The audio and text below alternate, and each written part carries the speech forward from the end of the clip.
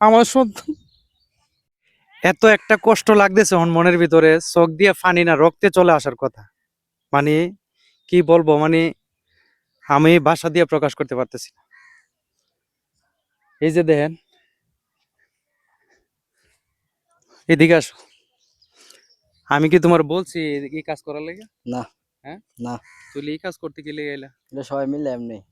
সবাই মিললে এমনি হুম, অত বড় রোদের মধ্যে তোমার এই সবাই মিলে এই ধরনের কাজ কাটা কইছে করার লাগে? এটা সবাই মিলে দিলে একদিন হ্যাঁ, করবার লাগে বেশি। সবাই মিলে দিলে করবার লাগে? হুম, এই অত বড় গরমের মধ্যে রোদ্রের মধ্যে তোর কইছি এটা করতে? হ্যাঁ, দেখেন ভিতরটা সিধা ফাইটে দিতেছে এখন। আমার সন্তান,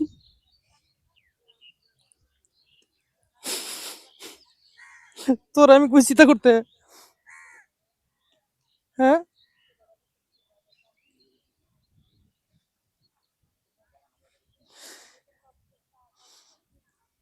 বাদ যাও, বাদ যাও, বাদ যাও, এটা করুন লাগতো না। যাও, যাও, বাদ যাও গা। খুব কষ্ট লাগতেছে আজকে। দেখেন, আপনারা তো ভাবেন যে আমি অনেক ভালো আছি, অনেক সুখে আছি। আপনারা অনেকে মনে করেন যে আমার দিনটা আসলে অনেক ভালো যাচ্ছে, আসলে তো এরকম ভালো না। আজকে সত্য ঘটনাটা, বাস্তবটা আপনাদের কাছে তুলে ধরলাম। আমি ওর মারে জিজ্ঞাইতেছি যে হে কই, কইতাছে কোন মনে কারেন্টের কাজে গেছে। কারেন্টের কাজে গেছে তো কারেন্টের কাজ, পাইপ ফিল্টারের কাজ কিন্তু সে করে। এখন আমি এদিকে আসছিলাম অন্য একটা কাজে, আইসা দিহি এই যে হেদ কুবাইতাছে, হেদ কুবাইতাছি, হেদরা হয়তো চুক্তি রাখছে নাকি তা আমি জানি না। তো এই কাজ করে আমারে হাওয়াই দিব, বলেন আপনারা? মানে আজকে অনেক কষ্ট লাগতেছে মনের মধ্যে, অনেক কষ্ট লাগতেছে। আমার জীবনে আমি এই ধরনের কোনো কাজ করি নাই। আমি আজকে 19-20 বছর ধরে ফার্মেসি চালাই। ফার্মেসি চালায় আমার জীবনটা, আমার লাইফটা অনেক সুখে কাটছে, এখন পর্যন্ত ভালোই আছি ইনশাল্লাহ আল্লাহর রহমতে।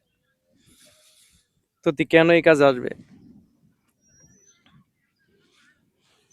পরে ছেলেটা প্রবাসের মাটিতে আছে, ও অনেক টেনশন করতেছে, অনেক টেনশন করতেছে।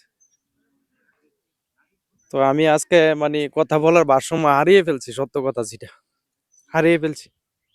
সেই কাজটা কেন করতে আসলো?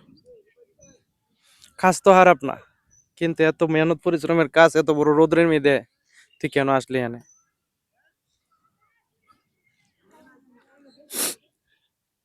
তো যাই হোক, সবাই আমার জন্য দোয়া করবেন, আমার পরিবারের জন্য দোয়া করবেন। ইনশাল্লাহ আমি ছেলে মেয়েটিরে একটু লাইনে উড়াই দিয়ে যেতে পারি। আপনাদের কাছে এই প্রত্যাশা, এই কামনাই করি। আজকে নিজেরও করে পরিবারের কথাটা তুলে ধরলাম। তো ধন্যবাদ সবাইকে, সবাই ভালো থাকুন। আসসালামু আলাইকুম।